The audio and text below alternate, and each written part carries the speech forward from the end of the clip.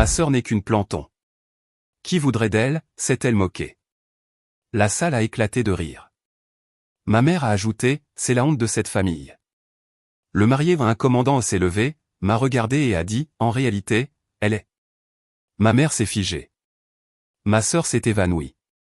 Avant de continuer cette histoire, pensez à vous abonner à la chaîne et dites-nous d'où vous regardez. On lit tous les commentaires avec attention et vos messages nous touchent toujours. Maintenant, installez-vous confortablement et place à l'histoire. Ils ne s'attendaient pas à ce que je vienne. Honnêtement, je ne suis pas sûr de m'y attendre moi-même. L'invitation au mariage était posée sur mon bureau comme un défi. Papier cartonné épais, lettres dorées en relief, un nom imprimé nettement sur le devant. Général de division Evelyn Maddox. Pas Evelyne. Pas Evie.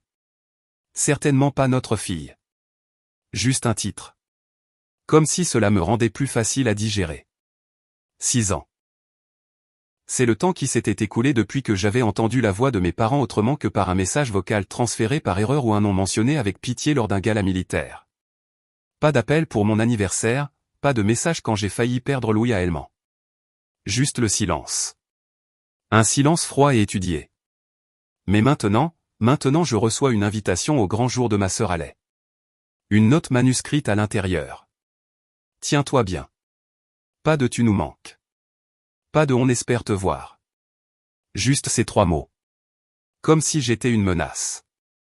Je les retournais dans ma main, me demandant comment ils avaient même trouvé mon adresse postale. Peut-être ne l'avaient-ils pas fait. Peut-être que le service du protocole de l'armée l'avait transféré. Ou peut-être que Allais avait simplement estimé que son petit coup de pub ne serait pas complet sans la honte de la famille assise au dernier rang. Ce n'était pas une branche d'olivier. C'était une performance. Et je n'étais pas invité pour faire partie de la famille. J'étais invité pour prouver qu'ils avaient essayé. C'est ça, le truc avec les histoires de vengeance. Les gens supposent qu'elles commencent par la colère.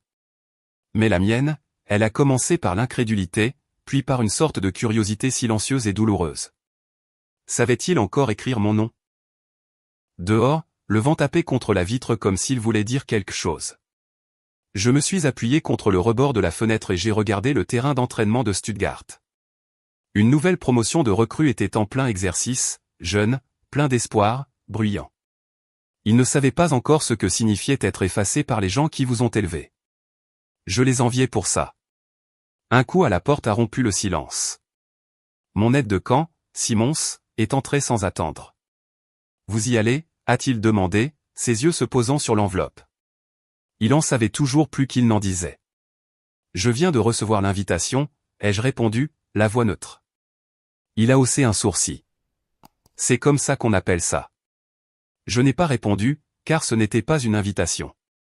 C'était un défi, un test, peut-être un avertissement, et je n'avais pas encore décidé si j'allais tourner les talons ou y aller. Quoi qu'il en soit, je porterai les étoiles sur mes épaules, non pas pour me vanter, mais pour leur rappeler qu'ils n'avaient plus le droit de m'effacer en silence. La Virginie m'a accueilli comme une carte postale. Quelqu'un avait oublié de la personnaliser. Des cerisiers en fleurs parfaits, des trottoirs propres, des étayés avec une précision chirurgicale.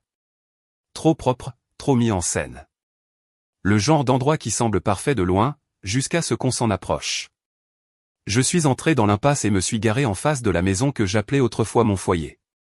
Tout semblait exactement pareil, ce qui, d'une certaine manière, rendait les choses pires.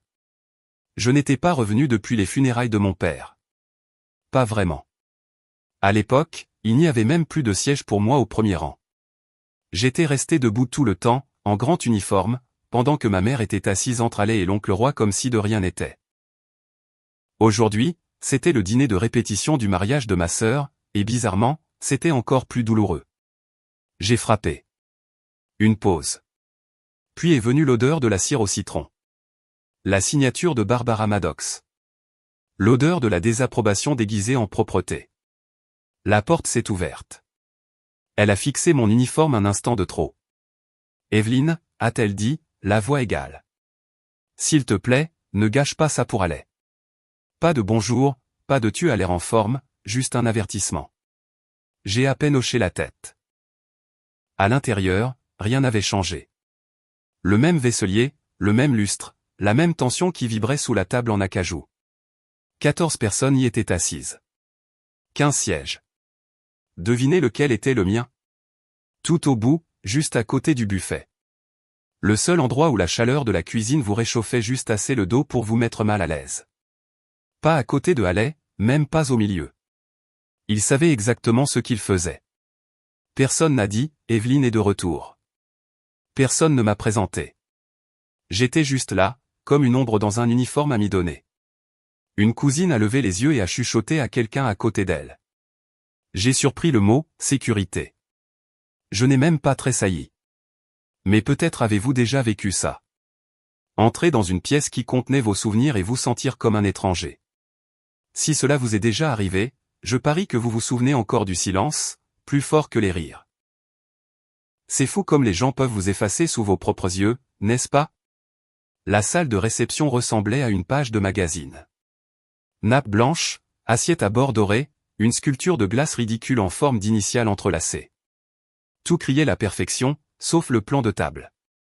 Mon nom n'y figurait pas. Je me tenais devant le chevalet en laiton, parcourant les rangées. Haley et Andrew à la table 1, nos parents à la table 2, les cousins aux tables 3 et 4. Et ainsi de suite, pas d'Evelyn Maddox, pas de général de division, juste un minuscule « E. Maddox » griffonné en petits caractères à la table 12, près de la sortie de service. La serviette à ma place était d'un crème légèrement différent, subtil mais clair. Pas une erreur, un message. J'avais vu des champs de bataille avec moins de calcul. Haley flottait dans la pièce comme si l'air lui appartenait. Robe parfaite, maquillage impeccable, ce sourire caractéristique qui inspirait confiance, même quand elle retournait le couteau dans la plaie. Elle s'est arrêtée près de ma table juste assez longtemps pour sourire et dire « Je leur ai dit de ne pas faire une décoration trop militaire de ton côté. » Puis elle s'est éloignée avant que je puisse répondre. Je n'étais pas surprise, mais quand même. J'avais sauvé la vie de son fiancé, et maintenant j'étais traité comme un +1 que personne n'avait réclamé. Les discours ont commencé. Papa en premier. Apporter un toast au nouveau départ. Maman a ajouté, à la loyauté et à la grâce. Ils ont tous les deux regardé à travers moi. Aucune mention de la fille qui avait traversé la moitié du monde. Aucun remerciement pour ma présence. Aucun mot de bienvenue. Puis Haley a pris le micro. Flûte de champagne dans une main, elle tournoyait comme si c'était son grand moment à Broadway. Dire que, dit-elle doucement, même ma grande sœur a pu venir ce soir, en prenant l'avion depuis l'endroit où elle garde des portes maintenant. La salle a ri. Pas doucement, pas avec gêne. C'était le genre de rire qui vient facilement quand la cible n'est pas dans la pièce. Sauf que cette fois, j'y étais. Et puis Barbara, ma mère, a renchéri depuis la table 2. C'est la honte de cette famille, mais au moins elle est ponctuelle. C'en était fait. Toute la salle de bal a basculé dans un rire général. Les verres ont tinté. Personne n'avait l'air mal à l'aise. Personne n'a essayé d'arrêter ça. Je ne me suis pas mise en colère. Je n'ai pas pleuré. Je me suis levé lentement, j'ai levé mon verre, intact jusqu'à présent, et j'ai bu une gorgée calme. Le silence qui a suivi n'est pas venu parce que j'avais crié. Il est venu parce que je ne l'avais pas fait. J'ai posé mon verre et j'ai parlé clairement. Les gens que je protège, ai-je dit, sont plus haut gradés que n'importe qui dans cette pièce. C'était tout. Mais ça a frappé plus fort que n'importe quelle insulte qu'ils avaient prévue. Personne n'a ri après ça. Non pas parce qu'ils comprenaient, mais parce que pour la première fois, ils ne savaient plus où me situer. J'étais toujours debout. Pas parce que j'avais quelque chose à dire, mais parce que pour une fois, j'avais besoin qu'ils me voient. Pas qu'ils devinent, pas qu'ils supposent, pas qu'ils m'évitent. Et puis je l'ai vu, Andrew, debout à l'autre bout de la salle, à mi-chemin entre ses nouveaux beaux-parents et les gens qui avaient autrefois applaudi sa nomination comme officier. Sa mâchoire était serrée, ses yeux rivés sur les miens. Il n'a pas ri. Il n'a pas souri. Il a juste marché, lent, régulier, avec cette démarche de soldat qu'on ne peut pas feindre. Il est passé devant les cousins, les voisins, les amis des amis, devant ma mère qui a chuchoté quelque chose de sec qu'il a ignoré, devant Haley qui s'est figée en plein regard et a serré sa coupe de champagne comme si elle pouvait la sauver. Il s'est arrêté à un pas de moi. Pas proche, pas désinvolte. Formel. Et puis il a salué. Un salut net, précis, parfaitement réglementaire. Puis, d'une voix assez claire pour trancher à travers chaque lustre et chaque mensonge dans la pièce, il a dit, « Voici le général de division Evelyn Maddox, mon commandant. Veuillez pardonner mon épouse. » On pouvait entendre le hoquet de surprise avant de voir de qui il venait. Le sourire de Haley s'est fissuré. Ses yeux se sont écarquillés. Le micro a glissé de sa main, a heurté le sol avec un bruit sourd, comme un coup de marteau de juge. Elle s'est évanouie. Quelqu'un a crié. Une flûte de champagne s'est brisée. Ma mère s'est levée si vite que sa chaise a basculé. Mais moi, je n'ai pas cligné des yeux. Parce que ce n'était pas de la vengeance. C'était de la reconnaissance. Et elle se faisait attendre depuis longtemps. La salle de bal s'est figée. Non pas de panique, mais avec quelque chose de plus froid, la prise de conscience. Puis, à l'une des tables près du bar à vin, un homme en uniforme s'est levé. Le colonel Ray Harden, à la retraite, mais toujours fier. Il a levé la main pour saluer. Pas de mots, juste du respect. Puis un autre, le général Park. Puis une troisième, une femme plus âgée que je ne connaissais pas, mais dont les yeux disaient tout. Elle avait porté des étoiles, elle aussi. 4 saluts, 4 vérités rendues visibles, et personne ne pouvait plus l'ignorer. Ma mère a essayé de parler.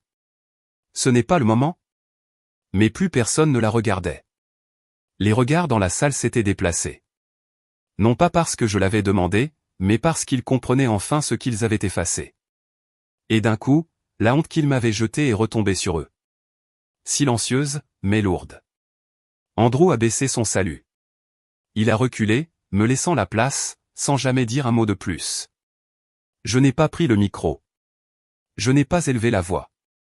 Je suis juste resté là. Et d'une certaine manière, c'était plus fort que tout ce qu'il m'avait jamais dit. Le salon de l'hôtel était calme. Pas confortable, stratégique. Fauteuil en velours, lampe tamisée, voix basse. Le genre d'endroit où les secrets ne résonnent pas. Barbara Maddox était assise en face de moi, vêtue d'un cardigan pâle et d'un chemisier à boutons de nacre. Pas un seul n'était défait. Bien sûr. Elle n'a pas tendu la main vers moi, n'a pas souri, a juste dit, « Tu as certainement marqué les esprits. » Je n'ai pas répondu. Je n'en avais pas besoin. Elle a bu une gorgée de son café froid. Les médias s'agitent. Certains titres sont flatteurs, d'autres non. Toujours rien de ma part. Je n'étais pas préparé, a-t-elle poursuivi. Aucun de nous ne l'était. Ni Haley, ni même ton père s'il était encore là. Haley s'est évanouie, ai-je dit platement. Barbara a cligné des yeux. Elle a ses sensibilités. À la vérité, ai-je demandé. Ou au fait de ne pas être le centre de l'attention? Sa prise sur la tasse s'est resserrée. Je ne suis pas venu pour me battre. Alors pourquoi es-tu venu, ai-je demandé. Elle a hésité, puis s'est penchée légèrement en avant. Je pensais que tu pourrais peut-être publier une déclaration, quelque chose de neutre, clarifiant que nous, eh bien, que nous ne comprenions pas entièrement ta position. Voilà. C'était ça. Laisse-moi voir si j'ai bien compris, ai-je dit lentement. Tu veux que je publie un communiqué de presse, non pas pour corriger un mensonge, mais pour protéger votre malaise. Elle a tressailli. Légèrement, mais je l'ai vu. Tu dois comprendre, a-t-elle dit. Nous ne voulions pas te faire de mal. J'essayais de protéger l'image de la famille. Tu étais différente. Bruyante. Je n'étais pas bruyante, ai-je répondu. J'étais visible. Ce n'est pas la même chose. Puis, j'ai sorti un document de mon porte-document en cuir. Je l'ai fait glisser sur la table. Elle n'y a pas touché, s'est contentée de le fixer. Ceci a été envoyé il y a 7 ans, ai-je dit. Une dénonciation anonyme au comité d'éthique militaire, alléguant que j'avais falsifié des rapports de combat, remettant en question la validité de ma Bronze Star, disant que j'étais instable, promu pour des raisons politiques. Barbara n'a pas scié. J'ai été écarté pour ma première étoile cette année-là, ai-je continué. Aucune explication, juste le silence. Ça aurait pu être n'importe qui, dit-elle rapidement. Tu es une personnalité publique. J'ai fait glisser la 2e page vers l'avant. Analyse linguistique, à usage militaire uniquement. Comparaison croisée des styles d'écriture, de la structure des phrases, des expressions. J'ai tapoté la ligne du bas. Correspondance à 96%. Allez Maddox. Contributeur lexical secondaire. Barbara Maddox. Les lèvres de Barbara se sont entr'ouvertes, puis refermées. Pour la première fois, je l'ai vue. La fissure derrière les boutons de nacre. Toi. A-t-elle commencé? Je ne l'ai pas écrit. Mais tu lui as donné le langage, ai-je dit. L'accès, les documents, le ton. C'est elle qui l'a envoyé, mais c'était tes empreintes. Elle a baissé les yeux sur son café. Il était devenu froid. Tu ne m'as pas seulement ignoré, mère, ai-je dit. Tu m'as saboté. En silence, professionnellement, efficacement. Ses yeux se sont embués, mais aucune larme n'est tombée. J'ai fait des choix, a-t-elle murmuré. Et j'en ai payé le prix. Je n'ai pas cessé de t'aimer, a-t-elle dit. Non, ai-je répondu. Tu as juste cessé d'appeler. Le silence qui a suivi n'était pas colérique. Il était plus lourd que ça. As-tu la moindre idée de ce que ça fait, ai-je dit, de regarder sa mère prétendre que tu n'existes pas? Sa voix s'est brisée. J'essayais de protéger ta sœur. Elle ne pouvait pas rivaliser avec. Elle n'avait pas à rivaliser, ai-je dit sèchement. Elle avait juste à être là. Et tu t'es assuré que j'étais trop enterré pour être vu. Barbara a semblé plus vieille à ce moment-là. Pas plus douce, juste épuisée. Elle a tendu une main à mi-chemin sur la table. Je n'ai jamais voulu te perdre. Tu ne m'as pas perdu, ai-je dit. Tu m'as poussé dehors, puis tu m'as reproché de ne pas être rentré. Elle n'a rien dit. Sa main est restée en suspens. Ne s'est jamais posée. Si quelqu'un demande pourquoi j'ai arrêté de venir, ai-je continué, ne dis pas que je me suis éloigné. Ne leur dis pas que c'était compliqué. Dis-leur la vérité. Tu as fait un choix, et moi aussi. Je me suis levé, j'ai laissé les documents sur la table. Elle ne m'a pas poursuivi. C'est ça, le truc avec la trahison de sa propre mère. Elle n'a pas besoin de cris. Juste de silence et de paperasse. La brise de la côte amalfitaine sentait le sel et le citron. Je me tenais pieds nus sur la terrasse d'un petit cottage niché dans les falaises, une tasse d'expresso corsée dans une main, la mer s'étendant sous moi comme si elle n'avait rien à prouver. Pour la première fois depuis des années, je me sentais apaisé. Pas d'ordre, pas de code vestimentaire, pas de cérémonie ni de salut. Juste la lumière du matin, une toile et un silence qui ne me punissaient pas d'exister. La presse n'a jamais eu la déclaration qu'elle voulait. Je ne leur ai pas donné de citation ou de petites phrases. Juste un moment, un salut qui disait tout, et c'était suffisant. Le clip du mariage est devenu viral. Plus de 3 millions de vues dans les premières 48 heures. La légende disait, ils se sont moqués d'elle jusqu'à ce que son grade réduise la salle au silence. Je n'ai jamais commenté, jamais partagé, jamais expliqué. Je n'en avais pas besoin. Des semaines plus tard, le Pentagone a appelé. Ils m'ont offert la présidence du nouveau comité consultatif d'éthique interarmée. Un poste construit, ironiquement, sur la trahison même qui a tenté de me briser. Mais j'ai dit non. À la place, j'ai lancé la Résilience Foundation, une ressource nationale pour les militaires dont la carrière a été sabotée par leurs proches, conjoints, frères et sœurs, parents. Nous les aidons à reconstruire non seulement leur habilitation, mais aussi leur confiance. Parce que parfois, les plus grandes batailles ne se livrent pas en uniforme. Elles se livrent à table, dans les conversations de groupe familial, sur les sièges vides lors des funérailles. L'ironie, c'est que les personnes qui ont travaillé le plus dur pour m'effacer sont celles qui m'ont rendu inoubliable. Il y a quelques mois, ma mère a envoyé une lettre manuscrite. Elle disait qu'elle avait regardé mon interview sur PBS, celle sur la trahison et la chaîne de commandement. Elle a écrit. Je n'avais pas réalisé à quel point tu avais grimpé. J'aurais aimé te voir alors. Mais c'est là le problème. Elle m'a vu. Elle ne voulait juste pas voir. Et maintenant elle n'a plus accès à ce que je suis devenu.